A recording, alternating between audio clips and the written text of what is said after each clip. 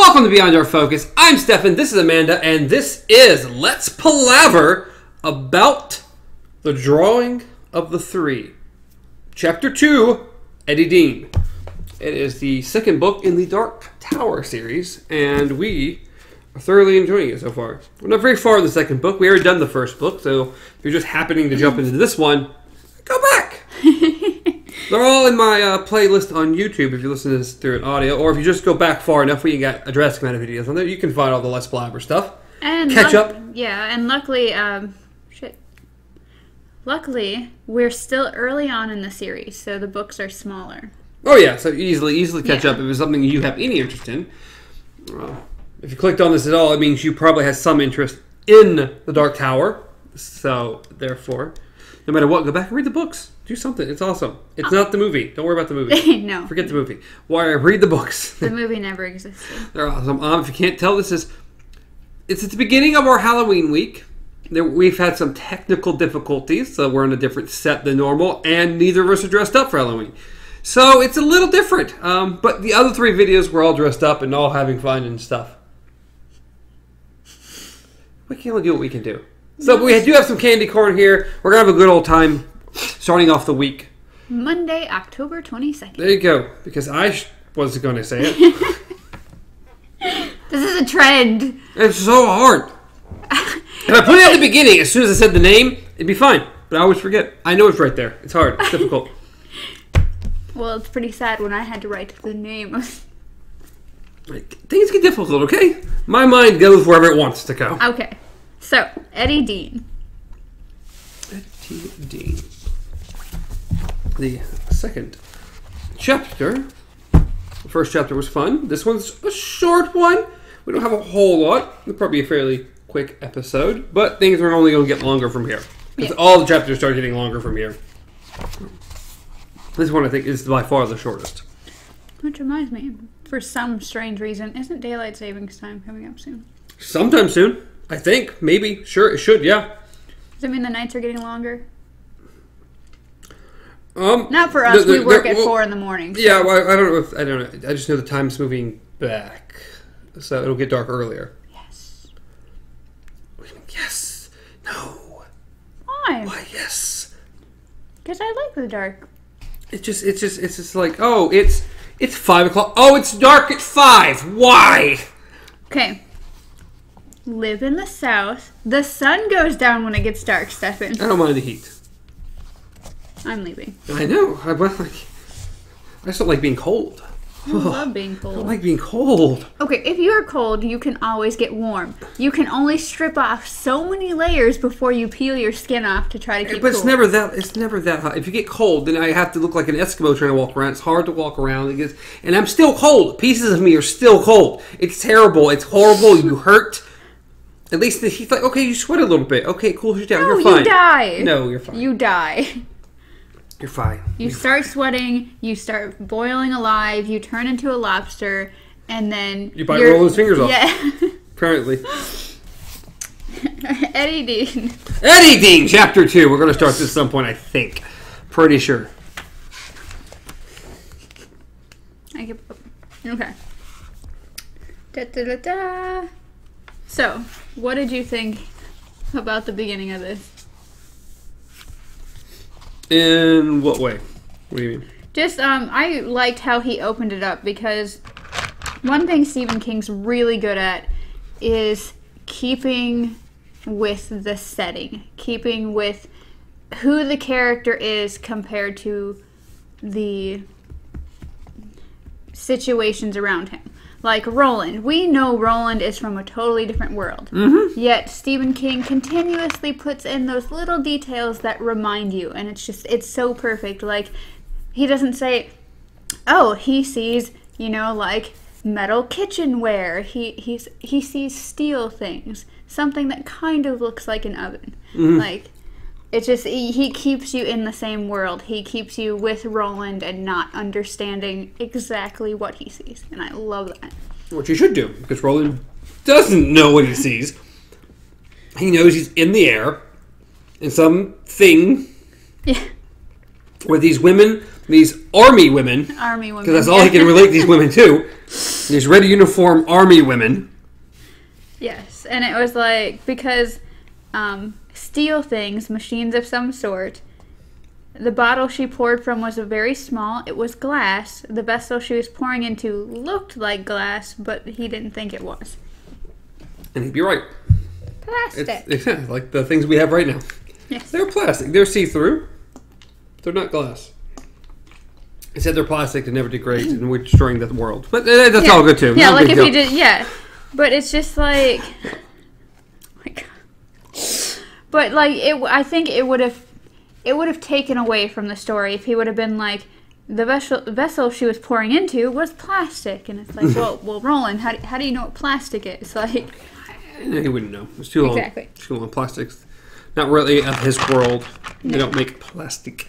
But my first note, besides all that, was the last paragraph.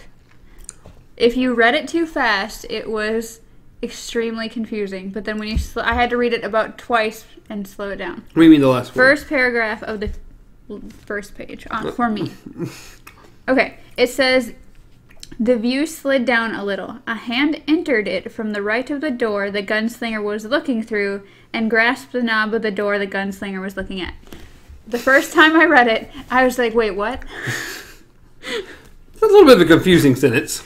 Okay, so obviously if you were with us during the first episode, or through the first chapter, I should say, he's still looking through the door. He hasn't gone through, he's just looking.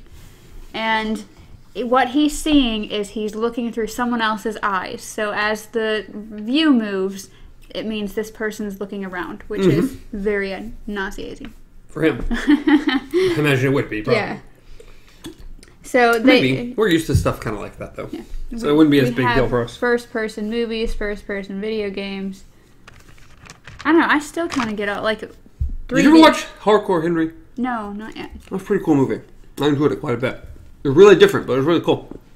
No, I haven't seen that one. I really liked, of course, if you ever played Doom.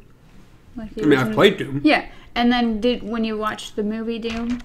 Yeah, when they actually went to the first person perspective. Yeah, at the very end, I actually really liked that. That was a nice touch. Mm-hmm. Yeah. But that's pretty much what you're going through right now. We can tell we're on an airplane. He doesn't know what it is. He just thinks it's a flying carriage. A flying carriage. Yes. I mean, good enough. Good enough. He gets the idea. So yes, that's where we are currently at. And as from the description, we kind of know this. Whoever is steering the vision is going to the restroom. Yes. Which my next note was right after that.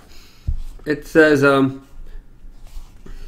then the view did turn, not all the way around, but half, and he was looking into a mirror, seeing a face he had seen before, on a tarot card. The same dark eyes and spill of the dark hair. The face was calm but pale, and his eyes though, which he saw now reflected back at him. Roland saw some of the dread and horror of that baboon-ridden creature on the tarot card. Yay! The tarot card is back. We now know who... Well, you can probably guess it, but if you didn't know, now you know definitely whose eyes you're looking through. You don't have a name, but you know. No, there isn't a name yet. But, I mean, we know it's a tarot card. I mean, the door was the prisoner, the monkey. I mean, it all goes back and it all works. The man was shaking. He's sick, too. Then he remembered Nort, the weed eater in Tull, and he thought of the oracle. A demon has infested him. The gunslinger suddenly thought he might know what heroin was after all. Something like the devil grass. Yeah, probably a good definition. Yeah. There's a lot of interesting talk through this chapter. I'm like, not exactly. I'm glad the whole thing isn't like this. It's like, this is not the world I would want to be in, but it sets the stage for what we need for the everything else. The next note I have is pretty much the paragraph right after that. Oh, no. Yeah. My note is last paragraph. Yep. Because I liked the last paragraph. Yes. And also, like, if you want to go ahead with it, it's like I focused on one little part. So go ahead. We'll see then. A trifle upsetting, isn't he? Without thought, with a simple resolve that had made him the last of them all, the last to continue marching on and on, long after Cuthbert and the others and died. Long after Cuthbert and the others had died or given up, committed suicide, or treachery, or simply recanted the whole idea of the tower, with the single-minded and curious resolve that had driven him across the desert, and all these years before the desert, in the wake of the man in black, the gunslinger stepped through the doorway. Yes, and what I had noted was, or simply recanted the whole idea of the tower. So it's like, you mean... He makes it seem like there was other people going to the tower. You mean you could have not been doing this by yourself this whole time? Well, only Roland has the resolve to continue. To put it above everything else, which we've seen time and time again. Just in this little bit, the first book, he refuses to give up. He refuses to stop, no matter what he has to sacrifice to get there. Pretty much from the moment he was a boy and just had that impulse, like, I'm going to challenge. I'm done. I'm ready. I'm going to challenge. Makes you kind of curious, because I don't think they ever actually mentioned anywhere. What made him decide to go to the tower?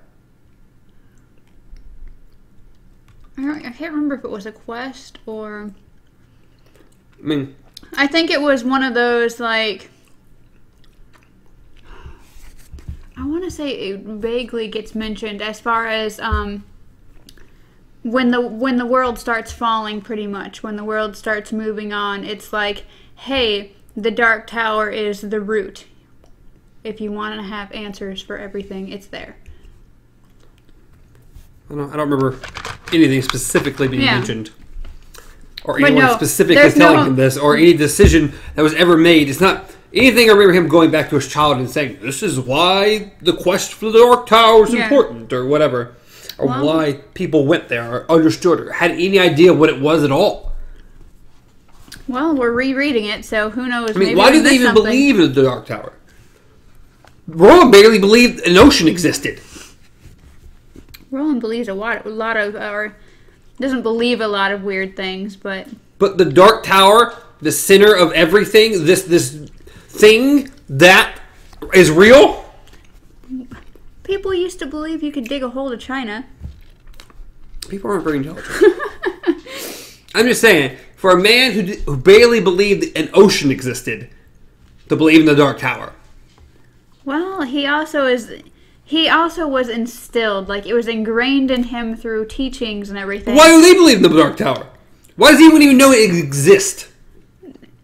This is their religion, okay? No one, you don't have any answer. You're just coming up with stuff. No, but okay, think about it. If you're saying, okay, why does he believe it? Okay, he was taught that way. Why do they believe it? Isn't that the root of religion nowadays? Yes, but someone had to have seen it. Someone had to have seen it. Some way it exists. Someone had to have an idea that it existed. But why? It's all an illusion. I don't know. We don't know these things. No, we do not. Maybe there's something we missed the times that we've read before. We will find it again. We will find it. We'll find it. We'll see what's going on. So, he steps through the doorway. And we jump to Eddie Dean's perspective. That we do. I think my next note is just the fact, like him looking into the mirror and seeing Roland's eyes. I think my report. I just mentioned the fact that it says, when you got to get down, you can't find the elevator. Henry had told him once. You got to do it any way you can, even if it's only with a shovel. Just the fact mentioning Henry. Because, sweet baby Jesus, we're going to hear a lot about Henry. Oh, yeah. Henry Dean. Oh, Henry. The great sage and eminent junkie, Henry Dean. Yep. And going cool turkey. Cool turkey. That was one of my notes, too. was cool turkey. We also learn that Eddie is a smuggler. Yep, and the very next line, that was one of my notes too. That the reason Eddie is on this plane, because he has 2 pounds of cocaine shoved under his armpits.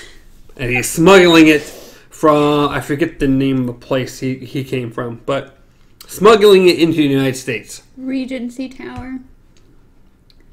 The penthouse balcony of the Regency Tower.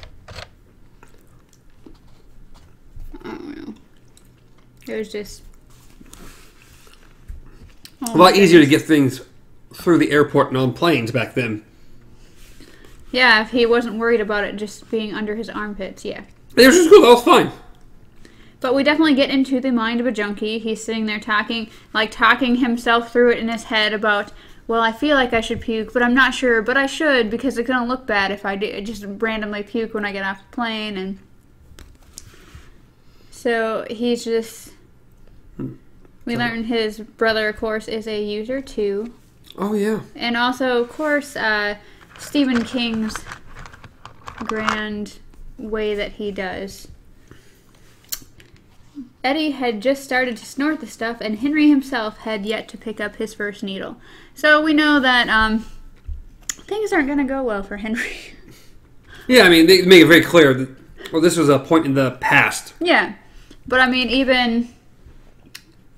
even still, when it gets later on, he said they were talking about what happens when someone overdoses with a needle, and he says they were both laughing and clutching each other. Baked turkey. Pretty funny. Not so funny now.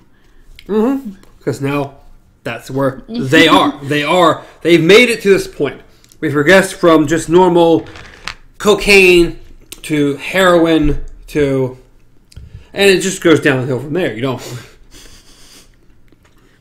You just keep using until you die. That's pretty much all it is. In same ways, cold turkey's worse than cold turkey. Mm-hmm. At least when you make it to cold turkey, you know you're going to puke. You know you're going to shake. You know you're going to sweat until it feels like you're drowning in it. Cool turkey is like the curse of expectation.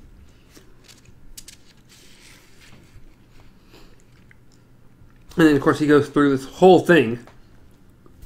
Check the big brother. Friends, you want to hear my definition of... Yeah, my definition of cooked goose. And he goes through this whole thing about going through customs. Oh, yeah. The where he's pretty much just going through the whole scenario in his head. Just, you really get Eddie Dean's personality. Mm-hmm. Because, yeah, his customs trip, not very pleasant. No. Oh, you're sweating too much. Oh, or they want to take a look at you because you look weird and pull you along the side. And, oh, why don't you take your coat off? Well, I mean, it's... AC's too high. The AC's too high. But why are you sweating so much? So you take your coat off. And then, oh, why do you take that shirt off? Well... The bulges under your armpits look like maybe they could be some kind of lymphatic tumors or something. And you don't even bother to say anything else. Yeah. And thus they're what you might call tumors on the corpse of society. Yuck, yuck, yuck. Those things more like a little couple of baggies held with Scotch strapping tape. And by the way, don't worry about the smell, son. That's just goose. It's cooked. Oh my goodness. I like good old Eddie. I'm gonna like him a whole lot more when we get a little bit further down. Oh yeah. He definitely talks to himself a lot more in his head. Like Roland does it occasionally, but Eddie definitely has a lot of inner dialogue. He's like, hey, come on, quit it, he thought uneasily. You're supposed to be the most unparanoid guy in the world. That's why they sent you. That's why. And then he looks in the mirror.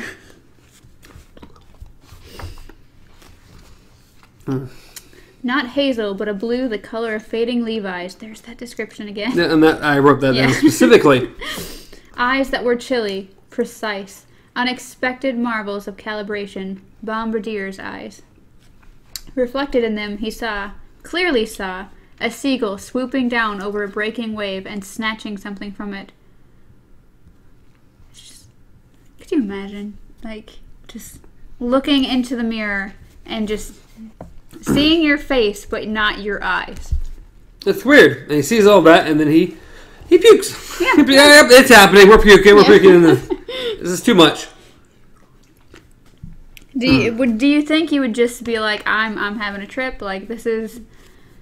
Yeah, because we have a little description down here. In that half second before he did, and a half second he went on looking into the mirror, he saw those blues disappear. But before it had happened, there was this suddenly the feeling of being two people, of being possessed, like the little girl from The Exorcist. Clearly, he felt a new mind inside his own mind, and heard a thought not as his own thought, but more like a voice from a radio. I've come through. I'm in the sky carriage.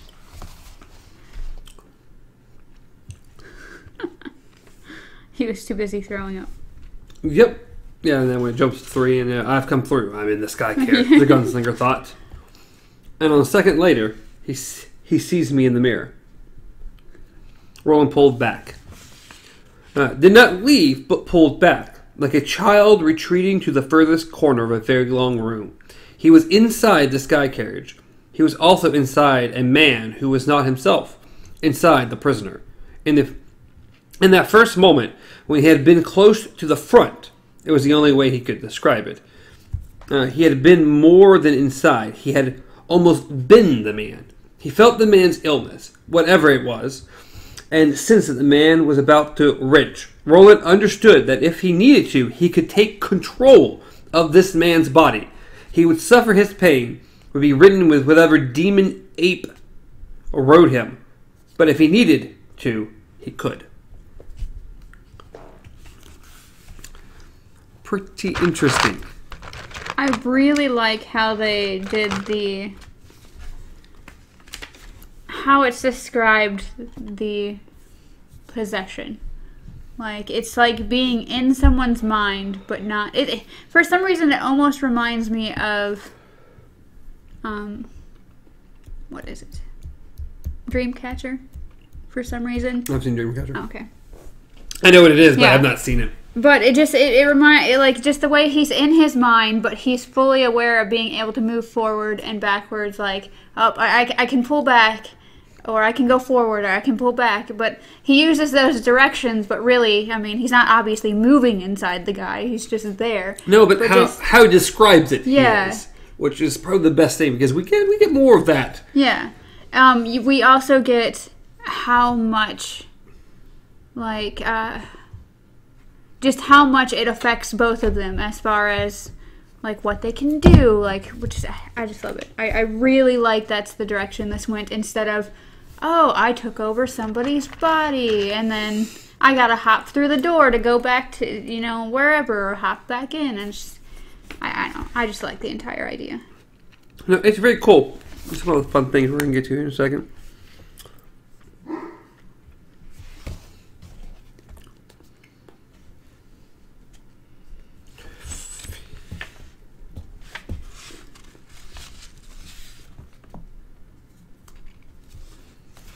Oh, sorry.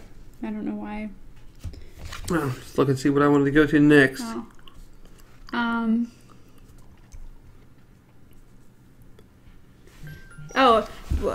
Continuing on with that note is that Roland also starts thinking about, okay, I'm in this guy's mind. I'm in this guy's body.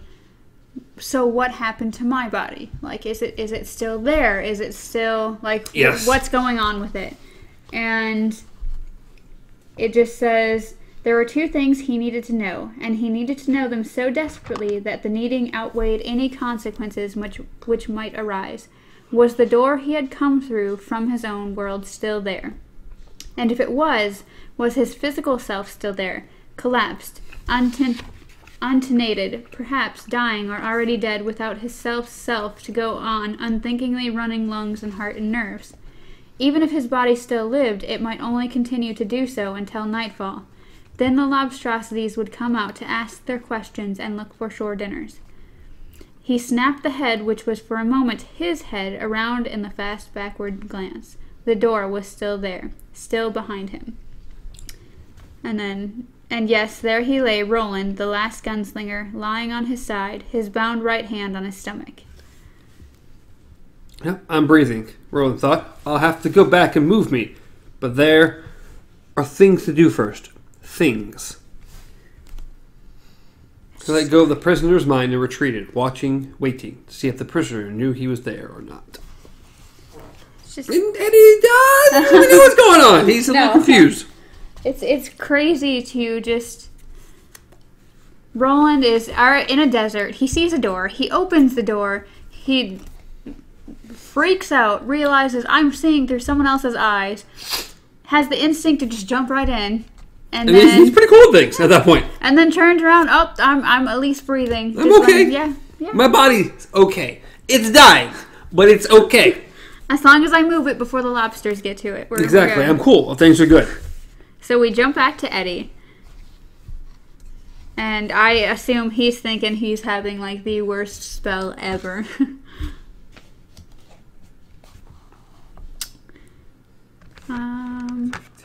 The last thing I noticed was that they were in New York and the plane was scheduled to land at 4:05. But it was really going to be high noon, showdown time. So it's like, what? So it's like, what's going on? What are you doing, Eddie?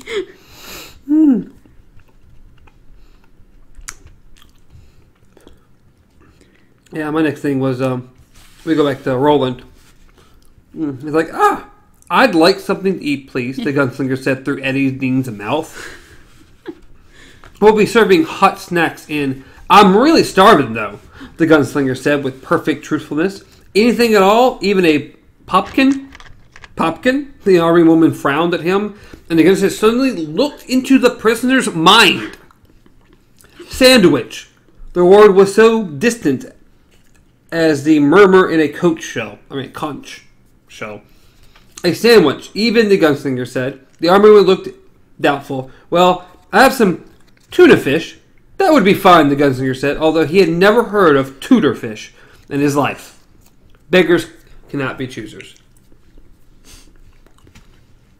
You do look a little pale, the army woman said. I thought maybe it was air sickness. Pure hunger. Pure hunger. She gave him a professional smile. I'll see what I can rustle up. Rustle? The gunslinger thought dazedly. In his own world, to rustle was a slang verb meaning to take a woman by force. Never mind. Food would come. He had no idea if he could carry it back through the doorway to the body which needed it so badly. But one thing at a time. One thing at a time. Rustle, he thought, and Eddie Dean's head shook, as if in disbelief. Then the gunslinger retreated again. A lot of fun stuff in that particular little page. One, he can he can completely take over Eddie. Yeah. Two, apparently he can just search his mind as if it's kind of his own. Yeah. If a word's missing, he can just... It's kind of like when you think and go to the back of your mind to try to pull that word. Well, what it makes me think is more of like knowing two languages. Yeah. Like what? How do they say this and that? That. Yeah. And then it's like...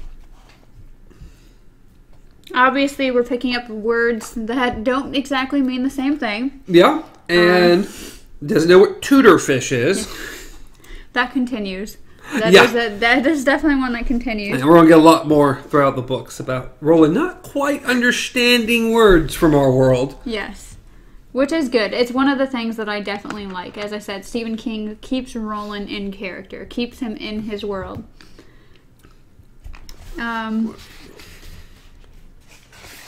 And then, of course, nerves, the great oracle and eminent junkie assured him. Just nerves, all part of the cool turkey experience, little brother. At some point he goes further into that, but I think it's a little further down. Mine's like 2 pages later.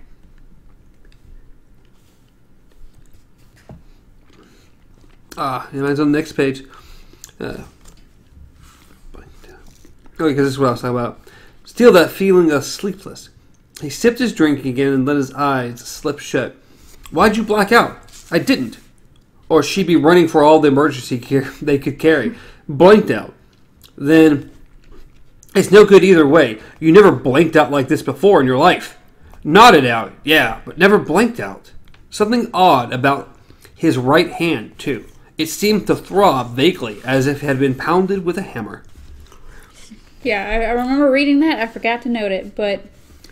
So he can feel Roland's pain from his original body that's outside the door. When Roland takes over, Roland's pain affects him as well. Yes. They pretty much just... They almost become one person. Like, they can feel each other, they can... It shows that Roland's still very much connected to his original body. Yes. Which makes you again think, if that body would have been eaten by the lobsters, Roland would probably actually die in Eddie's mind as well. Yes. And then you'd think that... You'd wonder if when that happens, if Roland is at the forefront of Eddie's mind while his body is getting eaten, do you think that'd be really painful for Eddie? Yeah. I felt like it was in something. Some show. I don't know. Being in someone's mind, experiencing their pain of their death. It definitely was. What show was that? I don't remember. But that exact thing. I don't remember. It's been a while. Let's just think about that. It's like, I know I've seen that. There was somewhere... I've seen it in something, some type of television. You let's go in here.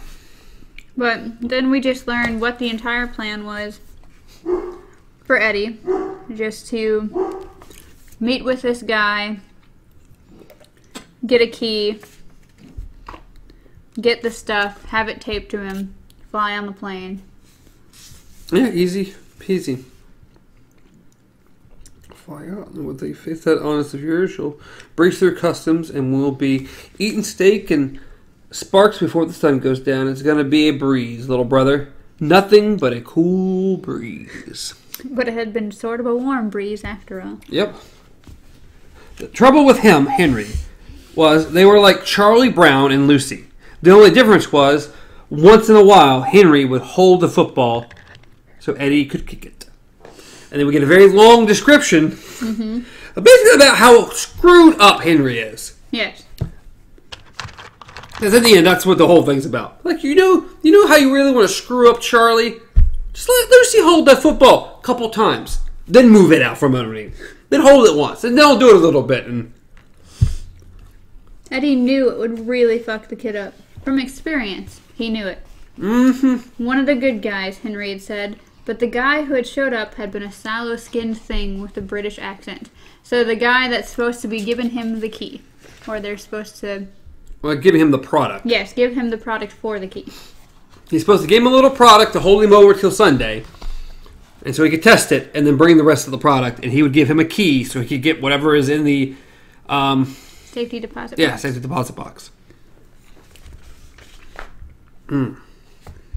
But the one thing I noted was, did you have any notes within this conversation with the guy? The only note I wrote was that Eddie wasn't an idiot. Yeah.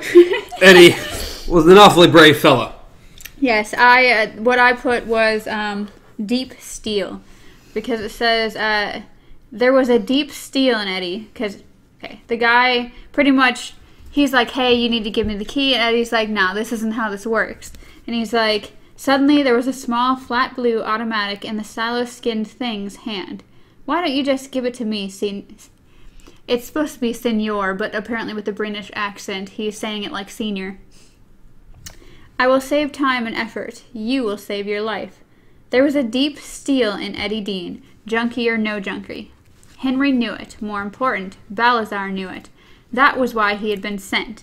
Most of them thought he had gone because he was hooked through the bag and back again. He knew it, Henry knew it, Balazar too.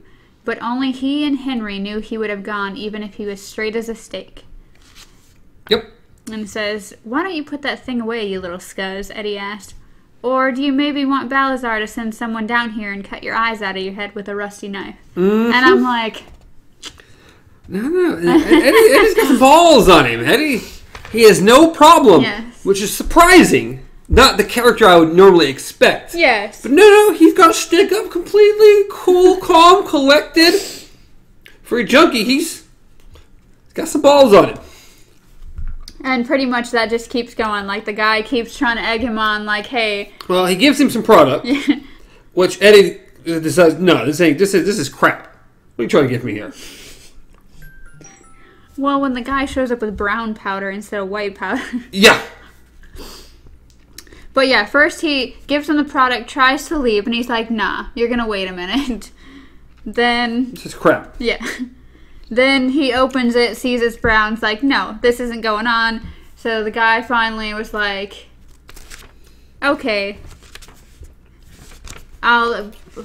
yeah, pretty much he left and he came back. And then Eddie's like, he tried to leave again. The guy tries to leave again. And Eddie's like, nah, like, if I get sick and stuff, you still need to be around. And so... Yeah, he gives him some new stuff to hold him over for the weekend. Mm-hmm. And what he's going to actually be giving him.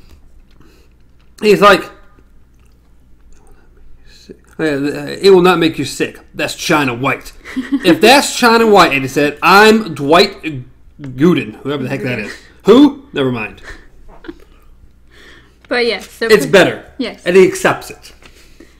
But it's just funny because here's this guy who has already threatened him with a gun, and Eddie Dean's like, nah. Hey, it's cool, isn't it? No, we don't deal with this crap. So he sits down, watches some TV, and once he feels like that... Oh, God. That's what I forgot to write down, but it's something I read, was the whole... Your legs stop working, but you stop needing the needle right away. It was pretty much like, hey, if you ever want to not feel the fix anymore, just break your spinal cord. Yeah, I remember that. Yeah. It says, want to take a quick cure? He asked Henry. He had asked Henry once. Break your spine, Henry. Your legs stop working. And then said Henry hadn't thought it was funny. In truth, Eddie hadn't thought it was funny either. When the only fast way you could get rid of the monkey on your back was to snap your spinal cord above the bunch of nerves you were dealing with one heavy monkey. That was no capuchin, no cute little organ grinder's mascot. That was a big, mean old baboon. And I thought that was cool, because this is Eddie Dean's perspective, and even he considers it a monkey on your back. He knows it's not good. Well, no, I'm just saying as far as the tarot card goes. Oh. Like, the tarot card specifically being a baboon on his back. And then, yes, we all know the whole monkey on your back thing, but I just think that even in Eddie Dean's perspective, he still uses that same language to describe. And then that was when he was pretty much, yeah, this is good, you can go now. Yeah, my next thing was down further, I think. It's like, it was odd about... I watched the child before... Oh, yeah, because Roland talks about the play, too. Moving pictures? Yeah, moving pictures. The gunslinger somehow inside the man's mind. A man whose name he still did not know. The prisoner thought of. The prisoner thought of. The sallow thing. Had not known it. Blah, blah, blah, had not spoken it. Watched this as he had once watched plays as a child. Before the world had moved on, or so he thought he watched, because plays were all he had ever seen. If he had ever seen a moving picture, he'd have thought of that first. And then, it just goes down and says, he knew the name of the prisoner's brother, but not the name of the man himself. But of course, names were secret things, full of power. It's crazy that we still, at this point, he never says Eddie's name, ever. And it's weird that he can't pick Eddie's name out of Eddie's mind. That is pretty strange. He picked so many other things, but not his name. I think at this part, though, at this point, he's not searching through his mind, though. I mean, he searched for it for the sandwich. I mean, I'm sure he could have, but he's just observing. Because what I thought was cool, the fact that Eddie's having this thought back or this dream, and Roland's able to just sit there and watch it. Like, I thought that was really cool, because it was like, okay, so he's either dreaming or just thinking back, and you're just watching, like, throwing it up on the screen, like, let me just view this for a minute. But still, it's just interesting he still doesn't have Eddie's name. Yes. In my opinion, really interesting. So like you said, names were secret.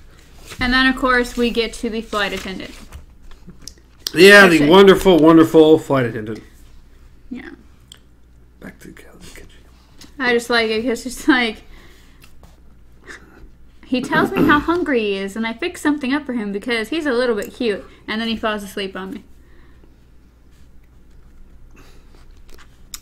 And then... Yeah, because when the passenger guy about 20 tall, wearing clean, slightly fitted blue jeans and partially shirt, opened his eyes a little and smiled at her. "Thank ye, Si," he said, or so it sounded, almost archaic or foreign. Sleep talk, that's all, Jane thought.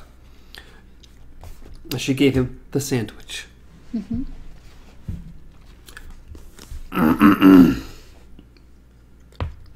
I thought it was interesting. Another little piece right here says, she went back to the galley to catch a smoke. Yeah, I know, right? Smoking on an airplane. Yeah, didn't we talk about that the other day? Yep, yeah, we did. What a foreign concept. Yes. She struck the match, lifted it halfway to her cigarette, and then stopped, unnoticed, because that wasn't all they taught you to expect. I thought he was a little bit cute, mostly because of his eyes. His hazel eyes. Mm-hmm. So.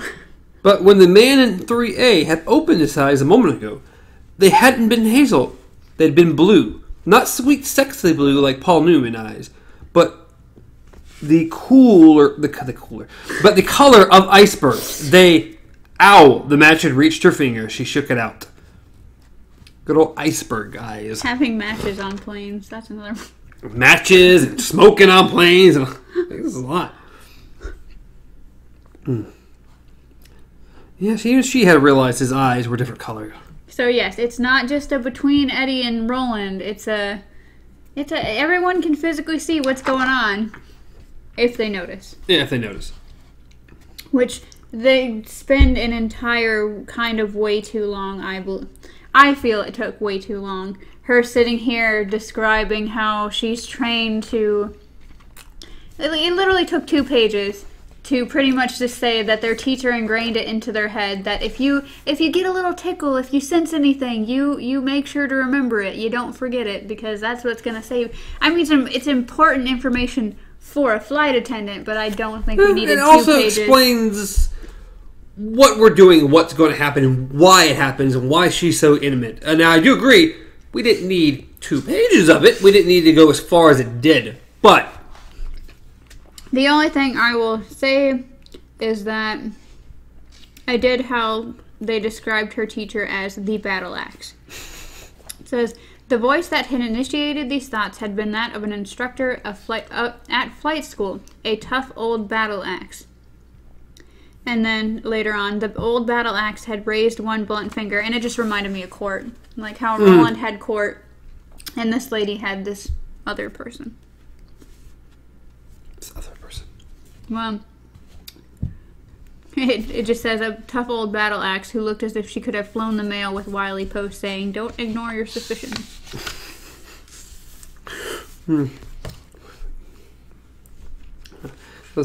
There's one other interesting phrase I threw in here.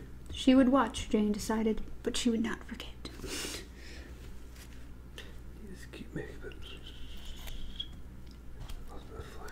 It says, in a world where hijacking and drug smuggling have become facts of life, airline personnel are often afraid of passengers. Well, wait till you get to this year.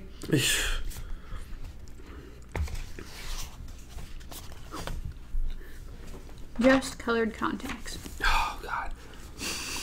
There's more things for her to be suspicious about. And she just keeps thinking, like, oh, he has contacts. That's why...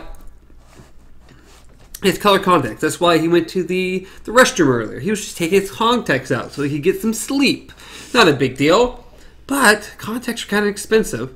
The color contacts, I would imagine I don't know what year we're in. No. But back then, especially, color contacts were really expensive. Well, yeah, she said that ordinary contact lenses were expensive. Colored ones cost the earth. All of the people Jane's acquaintance who cared to lay out that sort of money were women, all of them extremely vain. So what? Guys can be vain too. Why not?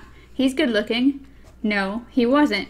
Cute maybe, but that was as far as it went, and with the pallid complexion, he only made it to cute by the skin of his teeth. So why the colored contacts? Exactly. See, that's fine. Like, that information works great for me, but there's, like... I was just mentioning here because nowadays, color contacts, not really a major expense. Not compared. Yeah. But I would imagine, I know this is further back. It would be a lot more expensive the further we go back. Now, the gunslinger thought, now we'll see, won't we? So his big experiment is, let's see if I can bring things through the door. Gotta figure it out. I got my sandwiches. I need to see if I can get through that door. Yes. He can re-enter his own poisoned body, but other things, physical things. Here, for instance, in front of him was food. Something the woman in the uniform had called a Tudor fish sandwich. The gunslinger had no idea what Tudor fish was, but he knew a popkin when he saw it, although this one looked curiously uncooked.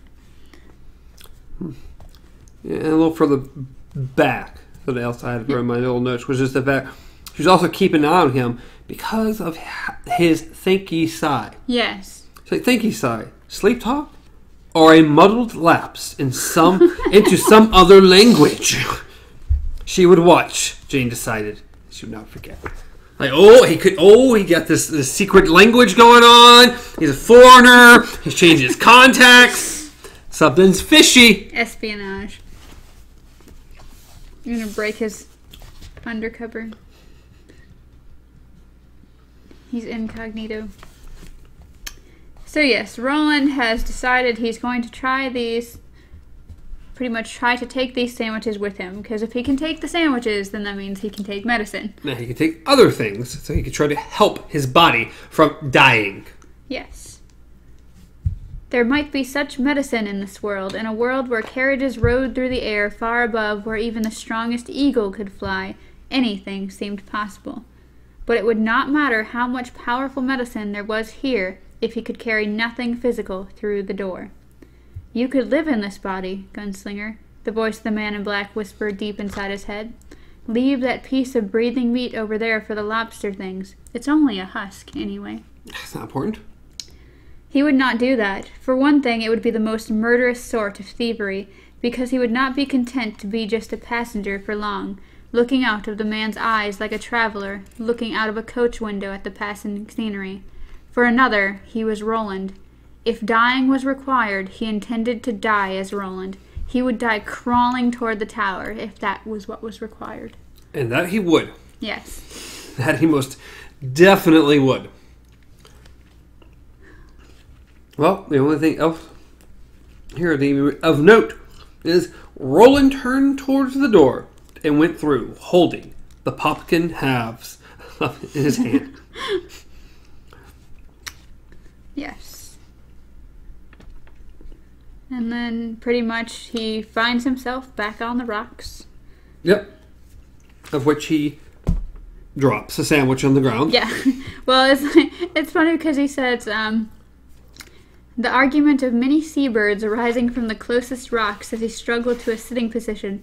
Cowardly buggers were creeping up, he thought, and they would have been taking pecks out of me soon enough. Still breathing or no, they're nothing but vultures with a coat of paint. Mm-hmm. I think I've heard that before, too. Yeah, he drops his food on the sand. Yes. But he picks it up and blows off and wipes off the sand. It's all good. I am hungry. You are hungry. Because it says, because he had been holding it with a whole hand when he came through the door, and now was, or had been, holding it in a hand which had suffered a 40% reduction. So, he's pretty much just like, what? Yeah. Yeah. Pinching it between his thumb. Oh, no, his thumb and his ring finger. So he's like this. Yeah. What's the only good finger? Ah. No, you can't do much with that pinky. That poor little pinky. Oh, that's gotta suck. Because technically, when you hold these two fingers down, you... But the fingers aren't there. Yes, but it's... Still, this is here, so it's just like... What, you think it's just gonna be like, woo! What is the issue you're having here? Meaning it's still difficult, okay? It ain't that difficult. Picking up a sandwich like this? You pick up the microphone like that. I'm not going to have an issue with the sandwich. Okay. Your fingers are gone. 2 of them are gone. That one's there? It's good. It's strong. It's strong. Most likely, this entire area is swollen. You can get around. Come on, there's plenty. Come on. Come on. Come on. I disagree. That's all. Also, it is probably really painful to move anything at this point. Stop making excuses, Roland. What? Stop making excuses, Roland. Oh my goodness. Let him eat his dirty sandwich. Okay? He's going to, and he does. A moment later, he was wolfing it, not noticing the few bits of sand which ground between his teeth. Seconds later, he had turned his attention to the other half, and it was gone in 3 bites. The gunslinger had no idea what tuna fish was, only that it was delicious. That seemed enough. In the plane, no one saw the tuna sandwich disappear. No one saw Eddie Dean's hands grasp the 2 halves of it tightly enough to make deep thumb indentations in the white bread. No one saw the sandwich fade to transparency, then disappear, leaving only a few crumbs. So now we know how things work. If you go through the door, it just fades. Fades away. Hey, it works for Roland. It needed to work for Roland. Man is hungry. I think the book would have ended very soon if it just didn't. So. Oh, we have no way to make this work. It's oh well, I feel bad for you, Roland, but you're gone. I think the only other way they could have made is if Eddie Dean had to go through the door with him, like the entire thing together. But I don't think he would. I don't think he'd last that long. But yes, and then Jane comes back. About 20 seconds after it had happened, Jane Dorning snuffed her cigarette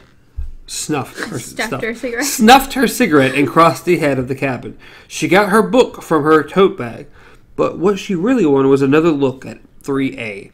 He appeared to be deeply asleep, but the sandwich was gone. Jesus, Jane thought. He didn't eat it, he swallowed it whole. And now he's asleep again. Are you kidding? Whatever was tickling at her about 3A, Mr. Now they're hazel, now they're blue, kept right on tickling. Something about him was not right. Something.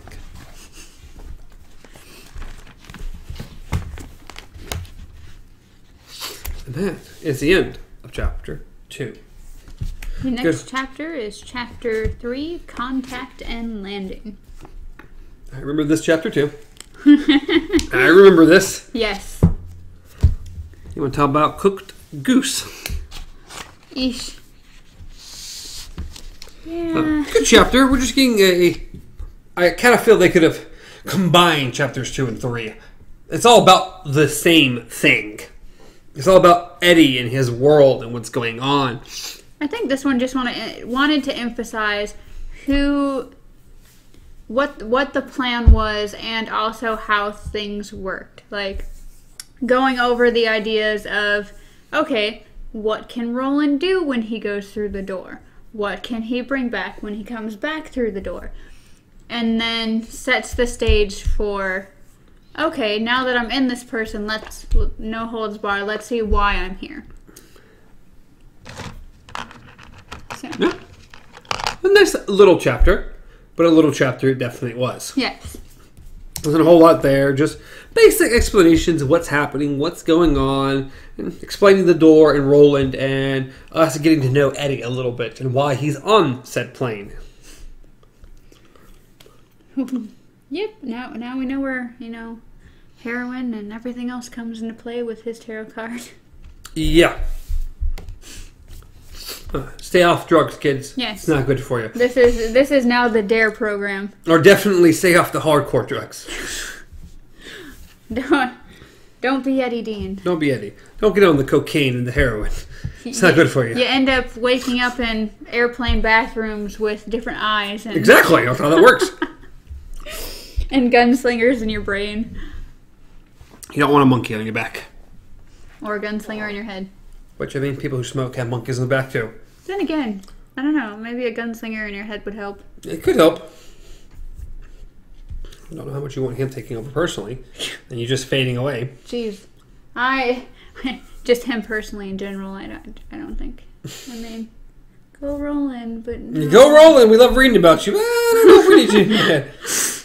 Yeah. You're a little obsessive compulsive about certain things. But yeah, that's about it. Yeah, it was a good chapter. I hope you enjoyed it. We got to know Eddie. I can't wait. Let's just get further. Just further and further. I really enjoy this book and the introduction of everyone. And then we have the next one. It's also a great book. It just keeps getting better. And worse and better. And yeah, worse. Better and then worse. And then better and better. Okay. It's not the best book. Okay. That one's going to be hard. It's so hard. Okay. Yes. Well, I believe that is it. We are done for the day. I don't know how long it went. I didn't pay attention to my time till it's been, I don't know, somewhere around an hour, I think. It's all good. We got through that. But yeah, as always, you can, well, not as always. As always, you can reach Amanda at KZPup. I've now officially changed my Twitter handle, so you won't be able to reach me at BJJGamer anymore. Instead, I am at Stars Untraveled. I decided to change it up. We don't have a lot of viewers anyway at the moment, so it doesn't really matter. No one's seen my Twitter or going to... Why do you remind them how unpopular we are, okay? It's not my fault.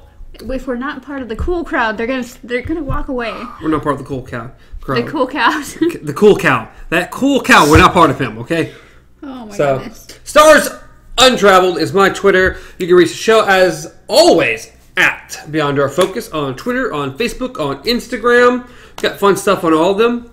The Twitter's mainly the poll for what's in the box and just kind of what's going on with the episodes. Need to post more on there. Instagram's kind of more behind the scenes, what some of the shirts look like, what the costumes look like, some pictures of dogs. So all the puppers are on the Instagram. Puppies follow on Instagram.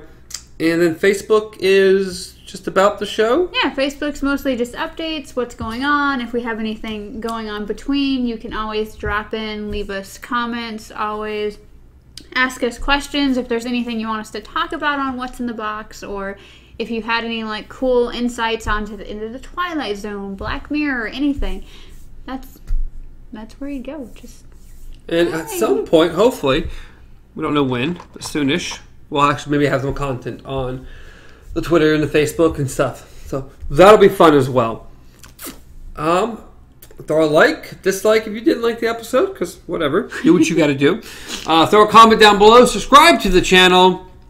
You can always watch us on podcast services and YouTube, according to which one you are currently listening to it. So if you want to see us, you can do that on YouTube. If you only want to listen to us at all, do that on podcast services, which we're on, I think, Google Podcasts, we're on Apple Podcasts, we're on Stitcher, we're on Spotify, we're on quite a few different little things. So that's fun. Anything else other than this candy corn? We've covered everything. We've eaten a lot of candy corn. Yeah, it needs to get gone. It needs to be out of here. I'm done with it. I'm way past. Yeah. Anyways, why don't we go ahead?